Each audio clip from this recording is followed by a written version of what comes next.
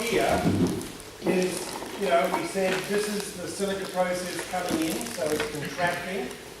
And then this is the silica process going up, so that's actually wanting the plant to rush off to seed. So, you know, here we are, and then this is the, this circling is meant to be imaging the leaves. You know how the leaves spiral around the stem? And then really the etheric part is it a big leaf or is it a small leaf? Okay, the leaf's going to be here, but it's going to be normal, big and small.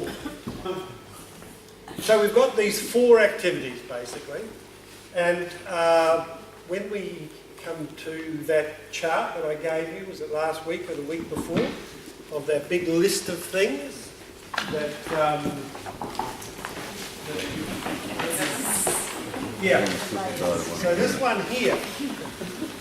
So when we look on this one, we can look on down there and we sort of come halfway down and we've got that calcium and silica bit.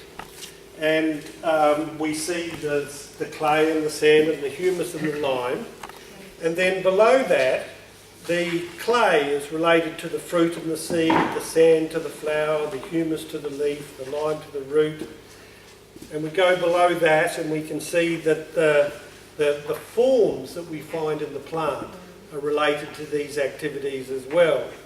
So we get a squareness showing up for the physical activities, a sort of watery waviness showing up whenever there's... Can you give us an example of the squareness? The labiate family has those square stems and they put the leaves off against each other. And so we're seeing an earthy formative process taking place there, which is of course being met by a fire process to get all the oils that happen. So there's this interaction between those two things showing up there. You can see it in roots often, the way the roots develop off roots. So in a carrot, you can cut a carrot crossways and you'll see the square form showing up sometimes. So we see when we've got a lot of watery stuff going on, we get a waviness showing up and a softness. As I said, once we get the light activity going on, we get this...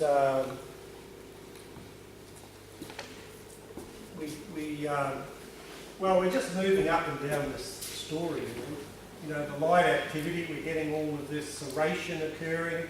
Of course, we start getting hairs forming, you know, like, you know, woolly sage, you know, that sort of hair that will form on the plants that grow in dry environments.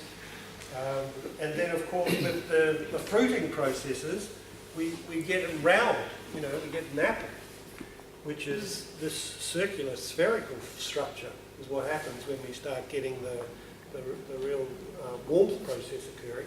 And I love it with a tomato where you've got this tomato sitting there, it's big and fat and round and hot, and you can then go and touch the leaf and it's totally cool. But the fruit is this big concentration of warmth. And so this chart gives you those sort of images of how these things manifest. And so when we're coming into plant growth, the bit there about plant growth, the calcium, quality of tissue. If you've got low calcium in your soil, the plant actually can't form good physical structures. And so that's one of the things, that it forms the tissues. So what we've got happening is that you've got to form the tissues so that you can make them fat. It is the quality of the tissue that will be filled up. Now, if we've got too much humus in the soil and it's all too watery and not enough calcium, we're going to make all these tissues so we're going to get filled up with water and, you know, we're going to split fruit. The classic, I've got a fruit splitting stop product, and we had a trial and they compared it against calcium chloride. So they're using calcium chloride as the substance to stop fruit splitting. So in a sense, the chlorine is actually causing a contractive process, but the calcium is building the tissues, is actually making sure the tissues are strong enough so it doesn't, that the mass side of this story, the watery side, doesn't get too strong. How did the test go? We did equally as well. This is one of the questions was, are all these things working together? And in fact, they're not. They're actually 4 different processes. And this is why we've got to look at each one. Because, you know, as I said, at my place, I had sand, okay, so I piled in the organic matter, and then I made sure all my cations and everything were there, and good Albrecht test and all that, and the garden was sitting there doing nothing, you know, until I put in some clay, and then poof, off it went. Now, what we see is, and I described this before, is that we can grow good leaf and we can grow good roots, and then as soon as the thing would shoot off to flower, we would get fungal attack on the flower and the thing would just die out. And so, you know, of course that means things like tomatoes. We could get all the tomatoes there, and then all of a sudden, just as they're ripening, they'd get some sort of fungus, and without the clay, we don't have that upward push. So this is Steiner's fungus story. This is the diagram that he gives in the 6th lecture, without all my additions to it. Just this bit. And so what he's talking about is that here's your plant here, and here's the soil surface here.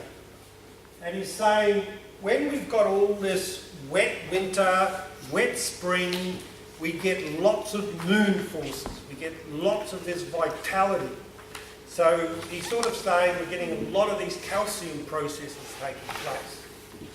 And he's saying that there's so much moisture and so much sort of vitality that the moisture, you know, because of the moisture, all of these fungal beings that are living in the soil, you know, biological farmers, we want fungus.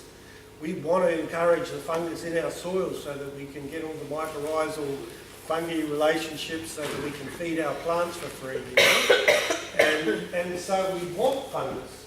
But what it's saying is that because there's so much vitality taking place, that it's pushing it up. And so it's like we have this the soil is being pushed up higher, and therefore all of the fungus that is down here can now come up to the plant, and that's when we get fungal disease. Now, part of this story is that he's saying this vitality is so strong that it kills the plant. And he says, I know that sounds really weird, but that's what happens. And I think this is one of his he didn't really have enough time to explain. It's a very, very big lecture, the 6th lecture.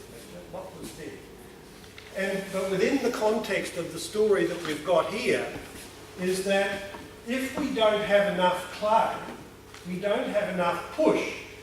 And so this side here is pushing, and this one isn't. You see what I'm saying? So this gets pushed over. And the thing can't break through and get all the light and the warmth from above. It's actually getting stuck. This gets stuck and this one gets too strong. So what's on the right? This is the calcium. Here's your line here. This is your calcium process. And so this calcium process, when it's normal, it's just going to be making nice tissues and making the cations available. But because of the rain, because of, you know, the cold, wet winter, there's too much moon force. So this moon process here is dominant. It's really, really strong. And it's so strong that it overpowers its husband. You know, it's a husband and wife team, and the wife's too big. And so the husband is sort of cowering and can't actually get out from underneath. And that's why this one dominates, and when you put clay in the soil, there's enough push in the clay to sort of go, oh, well, you know, we get past that. We can move further than that. We're not being smothered by the water. and we can get up and we can meet the light and the warmth. Now, of course, part of that process of the solution is that we want to bring in more light and warmth. So if the thing is too wet, you know, if you've got a really wet spring, the classic thing in biodynamics is to use 501, the silica preparation. And so we're going to bring in the light and the warmth to push this back down. That's basically the reasoning. So they've got half the story. They don't have the whole story. And so this is also equisetum. When Steiner talks about equisetum, and we can go into all that a bit later, he's basically talking about stimulating this light activity in the metabolic system. And so that will bring the light in that will help to balance out this calcium process.